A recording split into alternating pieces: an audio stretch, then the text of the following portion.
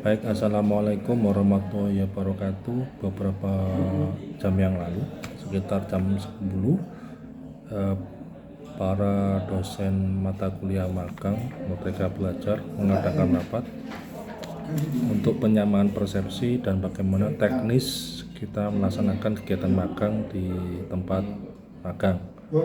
Kalau di kelas saya kita ini kan di kantor Kementerian Agama Jombang, kantor Kementerian Agama Tulungagung, dan Dinas Pendidikan Kota Malang ya. Beberapa poin yang paling penting yang saya catat dari pertemuan tadi terkait dengan struktur dari kurikulum kita terkait dengan kurikulum magang. Nantinya adik-adik sekalian ini akan menempuh selama 4 bulan atau 16 minggu ya, dihitung dari SKS yang diterima ya. Jadi kalau kita berbicara tentang penilaian magang, ini secara keseluruhan ada 21 SKS. Kalau 7 mata kuliah tadi itu diintegrasikan ya. Khusus untuk mata kuliah simulasi dan komunikasi digital 2 SKS. Dan teknologi perkantoran 2 SKS. Ada target utama di kuliah magang ini untuk adik-adik sekalian, untuk kemampuan hard skill adalah bisa menjalankan MS Office, desain grafis, dan pengarsipan. Nah, sedangkan untuk ketentuan atau tujuan umum dari kegiatan magang ini, baik itu untuk mata kuliah Siskomdik dan teknologi perkantoran sama. Ini satu, membuat link yang mempermudah melancarkan pekerjaan kantor. Jadi adik-adik harus bisa membuat link ya, yang mempermudah melancarkan pekerjaan kantor. Yang kedua, terampil menggunakan alat maupun aplikasi perkantoran. Nah, untuk yang Siskomdik ini, beberapa kelompok magang sudah membuat aplikasi media sosial yang untuk mempublikasikan hasil kerja mereka di kantor Kementerian Agama maupun Dinas Pendidikan ya, seperti Instagram. Saya lihat tadi yang petugas di magang di kantor Kementerian Kabupaten Pasuruan sudah membuat Instagram official ya, ini juga bagus. Sebagian yang lain juga sudah membuat blog Kompasiana untuk mempublikasikan kinerja dalam bidang pemagangan. Nah, ini merupakan target-target utama yang akan adik-adik tempuh selama 4 bulan ke depan ketika praktek magang sudah dilaksanakan. Rinciannya ya, kalau kita lihat di buku pedoman, 1 SKS itu sepanjang 50 menit ya, dikali 16 minggu. 16 minggu itu 4 bulan ketika adik-adik magang. Itu setara 13 jam ya. Satu hari kegiatan magang itu selama 8 jam.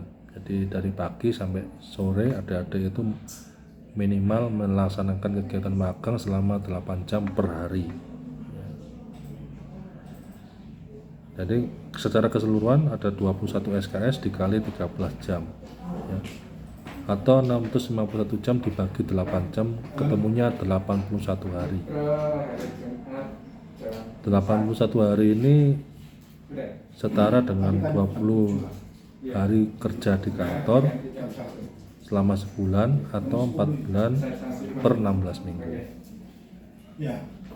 Nah, itu durasi waktunya. Berarti secara total kesimpulannya ada adik-adik menempuh kegiatan magang ini 4 bulan atau 16 minggu ya. Nah, terkait dengan bobot nilai magang,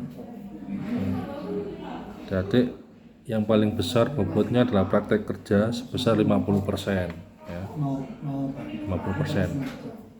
Yang kedua, penilaian laporan sebanyak 20%. Yang ketiga, artikel 20% dan video 10% ya. Nah, terkait dengan persiapan teknis penyerahan monitoring dan eh, penarikan mahasiswa ya, hari ini atau maksimal besok adik-adik harus sudah mengontak DPL masing-masing, terutama saya misalnya terkait di kelas yang terkait dengan DPL saya, untuk memastikan kapan jadwal penyerahan yang di kantor Kementerian Agama Jombang, Kementerian Agama Tulungagung, dan Dinas Pendidikan Kota Malang ya.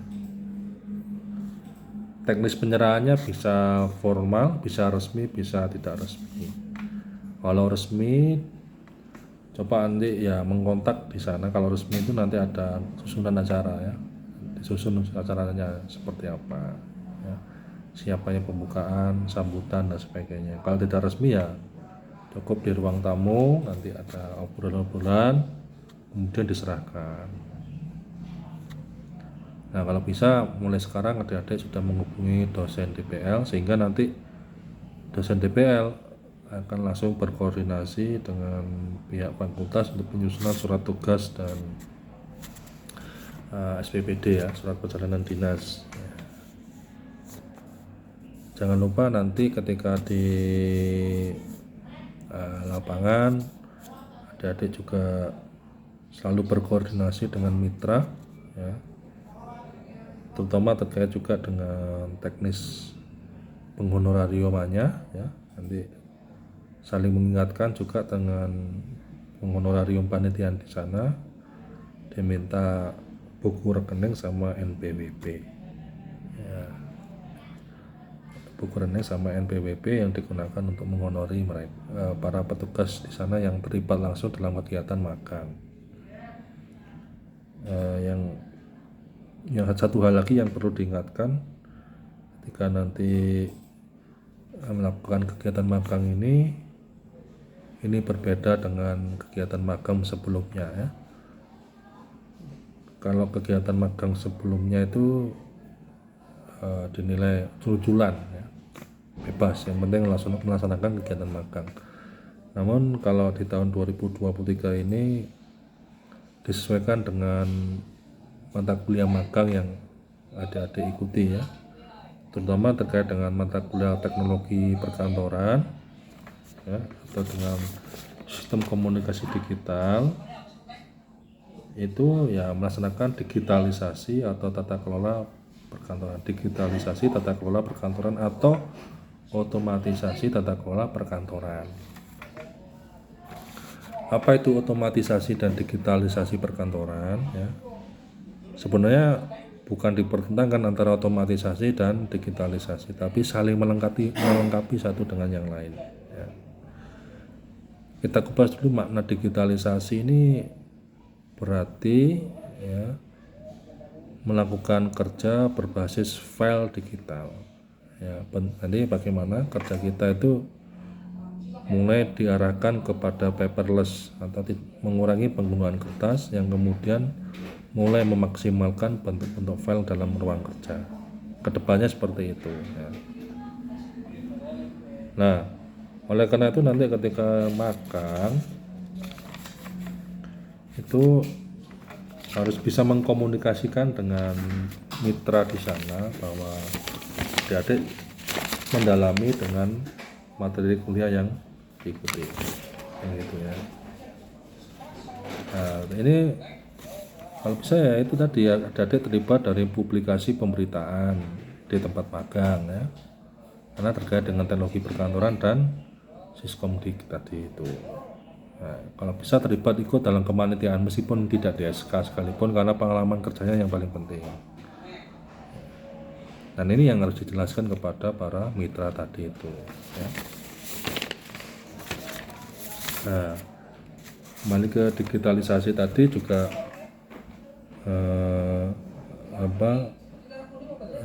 upaya untuk merubah mindset kerja kita ya. Jadi digitalisasi itu fungsinya untuk memudahkan pekerjaan ya, agar ringkes, nggak capek dan sebagainya.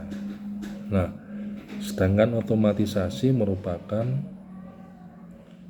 cara merubah proses kerja manusia yang semuanya dilakukan manusia bisa dikerjakan dengan mesin ya. Semua kegiatan digital bisa dilakukan otomatisasi ya. Tapi bukan mengubah, tapi mempercepat kerja. Jadi kalau dulu SMS 111 ke setiap orang, sekarang sudah bisa SMS ke banyak orang. Nah, itu contoh dari digitalisasi yang bisa diotomatisasi. Namun tetap kemampuan manusia sebagai pengontrol atau pada hal-hal yang urgen masih dikendalikan oleh sosok manusianya, sosok pegawainya ya.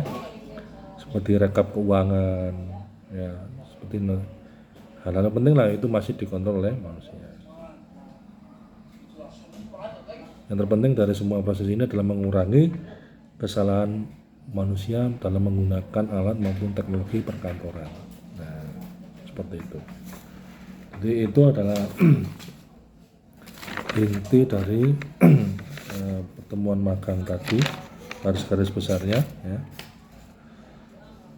Untuk biar sukses kuliah magang kali ini, jangan lupa pada hari ini menghubungi DPL-nya masing-masing sehingga ada kepastian tanggal penyerahan ya, penyerahan mahasiswa di tempat magang. Kalau sudah pasti jadwalnya, nanti surat tugas maupun SPD-nya juga jelas. Kalau bisa ya hari ini. Itu saja, terima kasih. Assalamualaikum warahmatullahi wabarakatuh.